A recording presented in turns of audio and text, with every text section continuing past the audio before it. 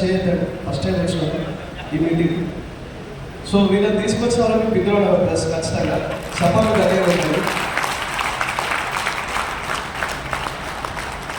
ఇక్కడ సార్ ఎంతసేపు చెప్పినారు కదా, దీపక్ పటేల్ సార్ గుజరాత్ నుంచి వచ్చినారు, 50 లక్షల అప్పుతో బిజినెస్ స్టార్ట్ చేసినారు.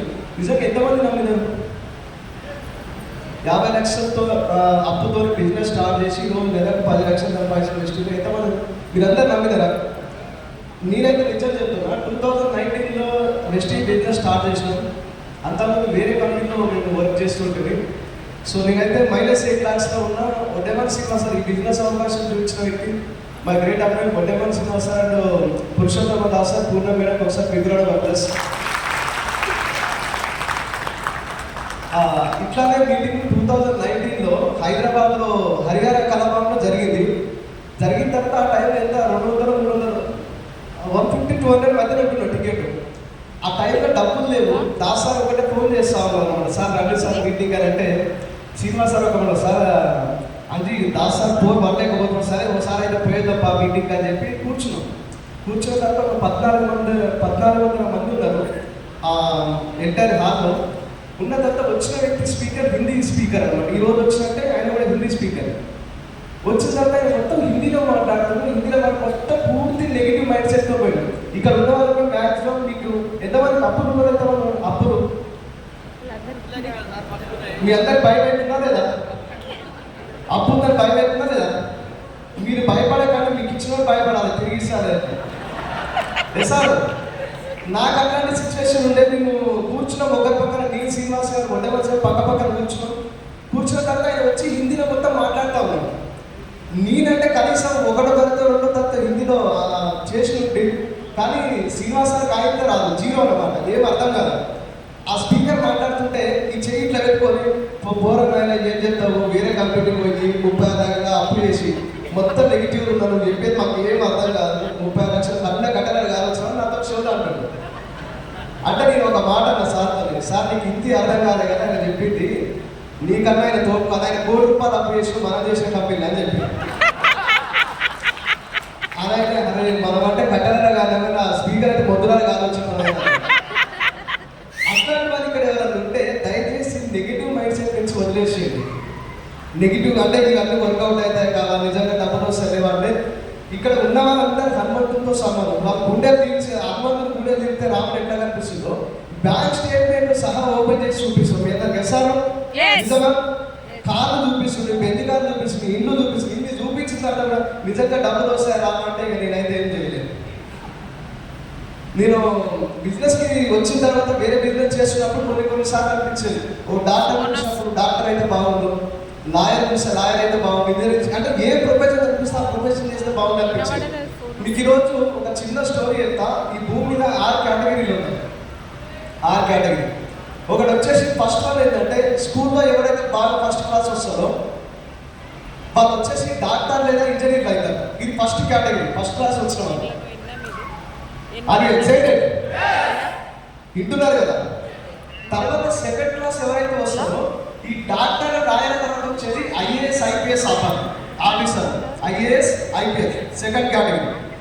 మూడోది వచ్చేసి ఏంటంటే థర్డ్ క్లాస్ ఉంటారు కదా, థర్డ్ క్లాస్లో సక్సెస్ అయిన వాళ్ళు ఎవరైతే ఉన్నారో వీళ్ళు వచ్చేసి ఏమంటారు ఆ ఏరియాలో కాంట్రాక్టర్ అంటారు అనమాట. వీళ్ళు ఎంత డబ్బులు సంపాదిస్తారంటే డాక్టర్ రాయాల కన్నా IAS IPS కన్నా వీళ్ళు ఎక్కువ సంపాదిస్తారు.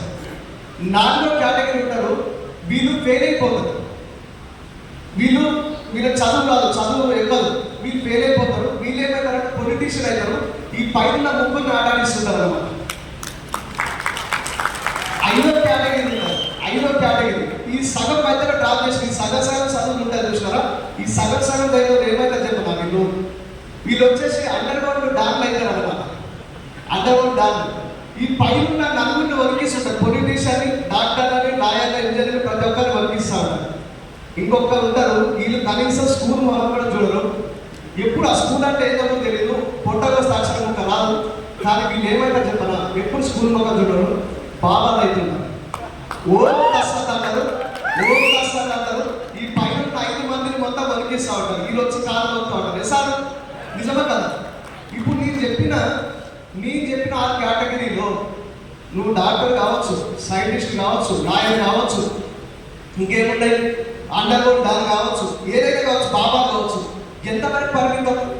మహా అయితే మీ ఊరు, మీ జిల్లా, మీ రాష్ట్రం, మీ దేశం. సార్ అంతకుమించి పరిమితం, అంతకుమించి లేదు కదా.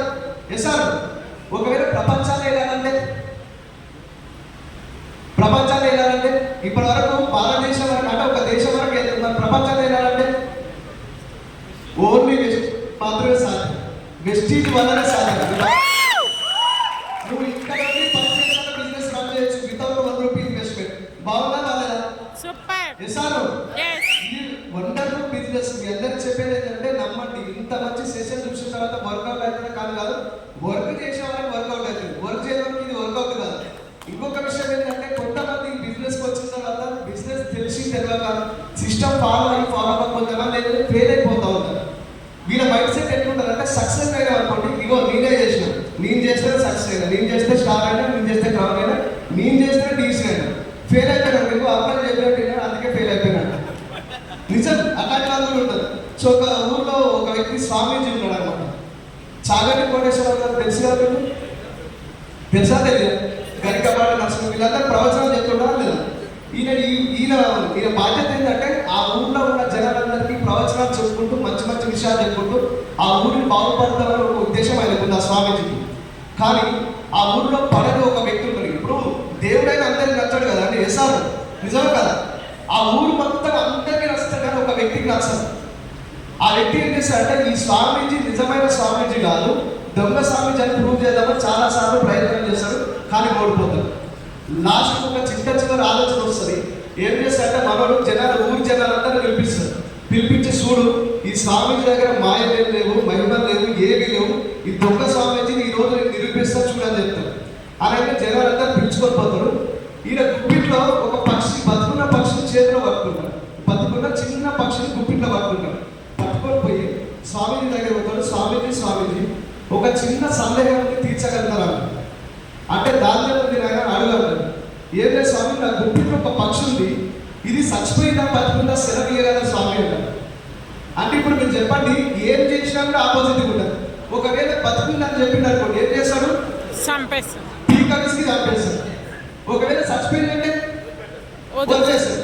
అంటే ఏం చెప్పినా ఆపోజిట్ లో నడుస్తుంది. సార్ ఇప్పుడు ఈ జనాలందరూ చుట్టూ చూస్తారు స్వామీజీ ఏం చెప్తారు, మీరైతే ఏం చెప్తారు? ఏం చెప్పినా ఆపోజిట్ లో జరుగుతుంది. ఏం చెప్తారు మీరైతే?